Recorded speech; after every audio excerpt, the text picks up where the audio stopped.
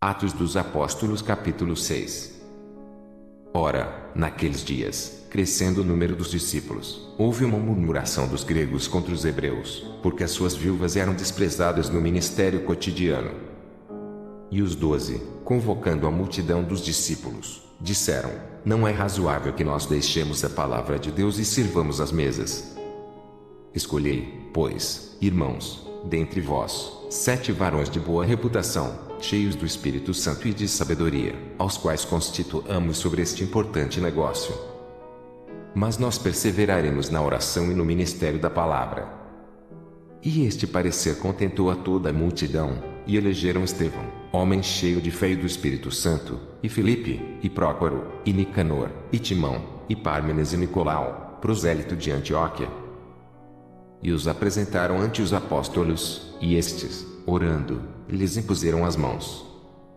E crescia a palavra de Deus, e em Jerusalém se multiplicava muito o número dos discípulos, e grande parte dos sacerdotes obedecia à fé. Destaco uma coisa que está no espírito do texto, está também na letra do texto, mas muito mais no espírito do texto e no espírito do Evangelho, que é a ideia da preocupação com o comum.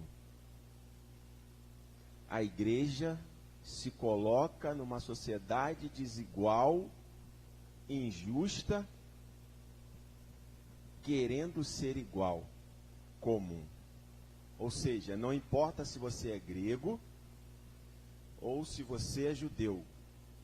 Se você é da igreja, você tem que compartilhar das mesmas coisas que o seu irmão compartilha. Então, a gente vê mais uma vez a igreja,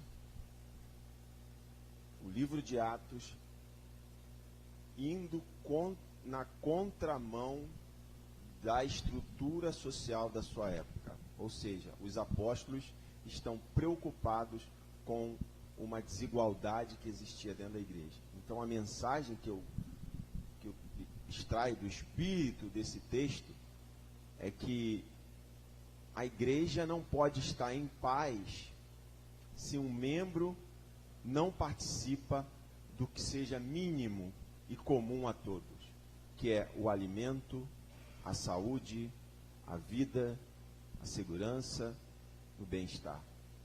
Isso deve incomodar a gente, como está aqui no espírito da palavra dos apóstolos, né? Então ele elege esses homens para que eles cuidassem dessa questão. E aí, falando do que toca em mim, né, como diácono, quando eu fui em 2014, eu fui consagrado em 2016, mas o convite veio em 2014. E eu aceitei o convite, comecei um período que lá na igreja chama-se diácono em experiência. E uma coisa, e aí eu fui pensando, durante esse período de experiência, se eu realmente deveria ser um diácono. E aí eu lembro que no dia do meu concílio, o pastor, ele fez uma pergunta, mas enfim, por que você acha que deve ser um diácono? Então, como eu já vinha pensando, eu fui descobrindo que na própria essência do surgimento desse ministério da igreja, existia algo que eu sempre vivi na minha vida como crente. Ou seja, eu já era um diácono do ponto de vista da essência do chamado aqui em Atos 6 do diácono, ou seja, qual foi o sentido de se criar esse grupo de homens e mulheres. Isso já existia em mim, isso já fazia parte da minha espiritualidade. Porque, além de cuidado, a palavra diácono quer dizer serviço. Servir. E eu sempre entendi o evangelho fundamentalmente a partir dessa questão, servir.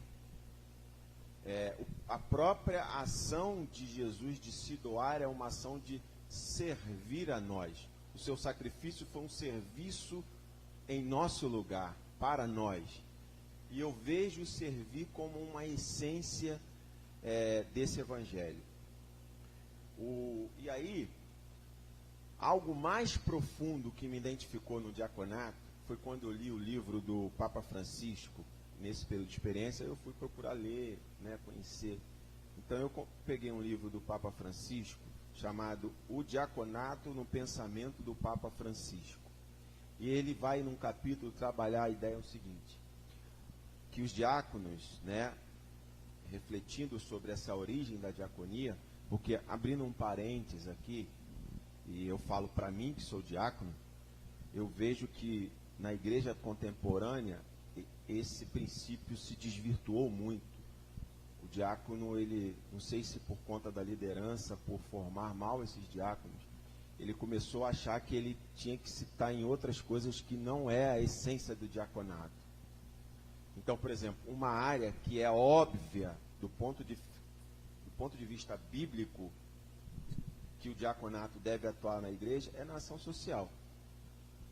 E o que eu já fazia desde muito tempo, mas efetivamente desde 2014, quando eu fundei o projeto do pré-vestibular social.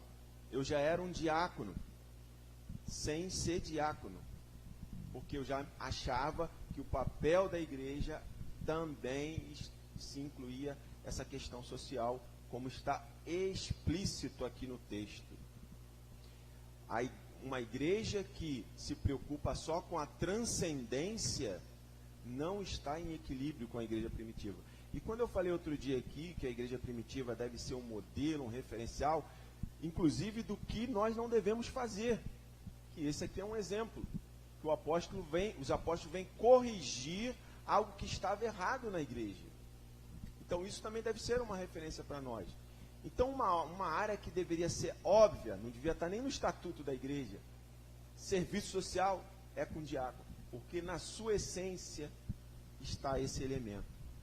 E aí o Papa Francisco, ele vai dizer assim, os pioneiros, os diáconos, falando sobre os diáconos, olha que coisa profunda e abrangente. Os diáconos são os pioneiros da nova civilização do amor.